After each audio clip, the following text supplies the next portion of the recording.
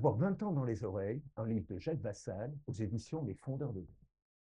Alors, fan des conventions de vinyle, rescapé de Woodstock ou de l'île de White, ce livre est fait pour. L'auteur Jacques Vassal est un pionnier du journalisme musical en France. Monsieur Folksong des musiques traditionnelles dans la prestigieuse revue Rock and Folk, dès 1968, sa rubrique Les Fous du Folk sera à l'origine de nombreuses vocations. Directeur de collection chez Albin Michel dans les années 70, il publia les premiers ouvrages dédiés à la pop musique. On y retrouve Jimi Hendrix, les Beatles, les Stones, Pink Floyd.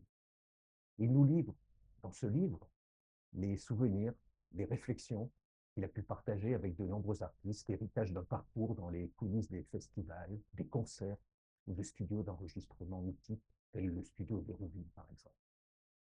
Mais surtout, il nous parle de l'humain, de toutes ces rencontres qui ont marqué sa carrière, les soubresauts de la vie culturelle d'une époque très riche, avec cœur, mais sans complaisance.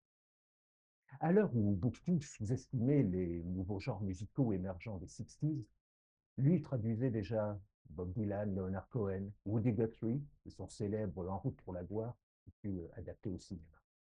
Il se passionnait également pour les chanteurs bretons ou occitans et leur virage vers la pop music, comme le fait Alan Stivell.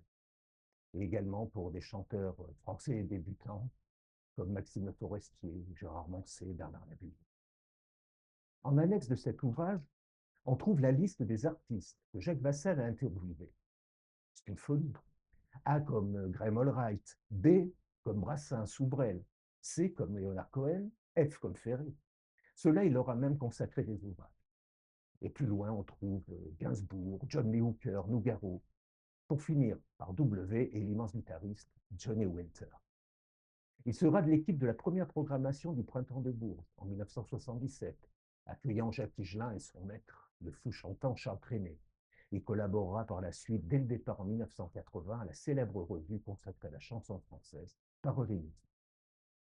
Son livre référence, Folk Song, Racines et branches de la musique folk anglo-américaine, là, celui-là, je vous montre, c'est le mien, c'est l'original, 1977. Il a été réédité 5 fois, traduit en plusieurs langues. Cette histoire, il viendra justement nous la raconter au cours d'une conférence qui s'annonce passionnante à la médiathèque de Saint-Junien. La ville de son ami, le chanteur regretté Jacques-Émile Deschamps. Une séance de dédicace clôturera cette conférence. Alors, rendez-vous le samedi 20 juin, veille de la fête de la musique à la médiathèque de Saint-Junien. Fou du folk, de la pop, sortez vos guitares des placards et cochez le rendez-vous. On compte sur vous.